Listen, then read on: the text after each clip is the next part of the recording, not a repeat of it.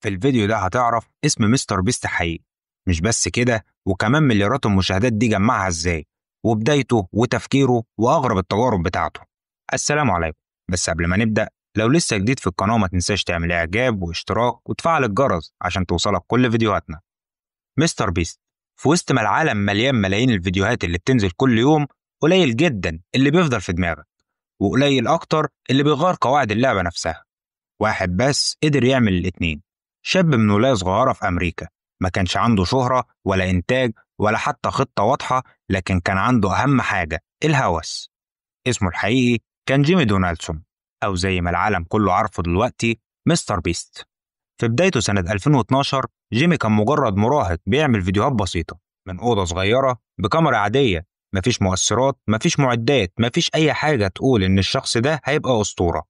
وأول 1000 فيديو عملهم ما جابوش حتى 1000 مشاهدة. تخيل الإحباط. أي حد مكانه كان هيمسح القناة ويشوف له طريق تاني، لكن جيمي قرر حاجة تانية خالص. قرر إنه يدرس اليوتيوب زي كتاب مفتوح. قفل على نفسه في البيت وابتدى يراقب كل فيديو ناجح. يا ترى إيه اللي بيخلي الناس تكمل المشاهدة؟ وليه في بعض الفيديوهات كانت بتنفجر فجأة؟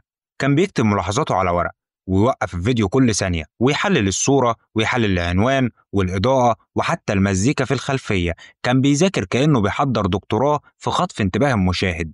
وبعد شهور من التحليل جات له الفكرة اللي غيرت حياته: إنه يعد من 1 ل1,000,000 قدام الكاميرا. يمكن الفكرة تبان غبية، لكن هو كان عارف إن الفضول هيخلي الناس تكمل. قعد أكتر من 40 ساعة يعد بدون توقف. نام دقايق بسيطة على الكرسي وأكل حاجات بسيطة، وصوته كان مبوح وعينه كانت بتقفل من التعب. وبعد ما خلص منتج الفيديو ونزله، وفي أيام قليلة جاب ملايين المشاهدات. اللحظة دي كانت الشرارة. مستر بيست فهم اللعبة، ومن هنا الجنون ابتدى. جيمي قرر إنه مش هيعمل فيديوهات عادية، وإنه هيعمل تجارب وتحديات مستحيلة. وأول ضربة عالمية كانت لما قرر يعيد لعبة سكواد جيم في الحياة الواقعية. جاب 456 متسابق وبنى أماكن اللعبة بنفس الديكور، والمكاسب كانت 456 ألف دولار. كل مشهد كان معمول بدقة، حتى الإضاءة كانت شبه المسلسل. الفيديو جاب نص مليار مشاهدة، وأثبت إنه يقدر ينافس إنتاجات نتفليكس نفسها. وبعدها جرب تحدي آخر واحد يسيب الدايرة. رسم دايرة عملاقة على الأرض وحط فيها 100 شخص. القاعدة كانت بتقول اللي يطلع يخسر. طب والجايزة؟ نص مليون دولار. الناس قعدت أيام جوه، ناموا أكلوا واتخانقوا، والمشاهدين كانوا عايشين لقطة بلقطة. وفي تحدي تاني، قرر يدفن نفسه حي تحت الأرض في تابوت زجاجي لمدة 50 ساعة. تخيل إحساس إنك تحت الأرض، الدنيا ضلمة وبتسمع أصوات التراب فوقك وإنت لوحدك. كل دقيقة كانت بتزود التوتر للمشاهدين أكتر. ولسه اللي جاي أحسن. نزل تحت البحر جوه غرفة زجاجية، وحاول يعيش هناك لمدة 24 ساعة كاملة. المية حواليه من كل ناحية، وأي مشكلة بسيطة كانت ممكن تغرقه. طب وبعدين؟ عمل المسابقة الأغرب على الإطلاق، والفائز خد جزيرة خاصة. مش أرض صغيرة، بالعكس، جزيرة كاملة وسط المحيط بأشجارها وشواطئها. لكن الجنون مش في التحديات وبس.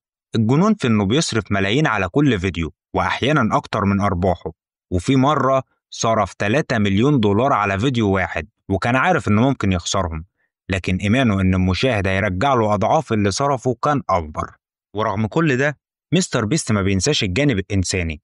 عمل مشروع وزرع أكتر من 20 مليون شجرة، وفر مياه نظيفة لآلاف الناس في أفريقيا، وفتح مطاعم مستر بيست برجر في مئات المدن، ووزع ملايين الوجبات مجانا.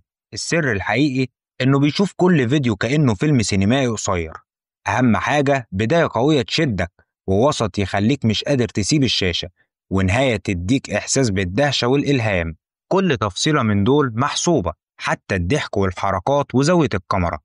مستر بيست مش مجرد يوتيوبر، هو مخترع نوع جديد من الترفيه.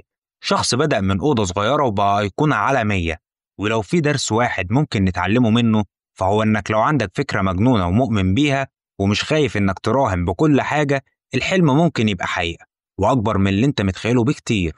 وأهم حاجة إنك لو وصلت لحد هنا ما تنساش تعمل إعجاب واشتراك وتفعل الجرس عشان توصلك كل فيديوهاتنا أول بأول.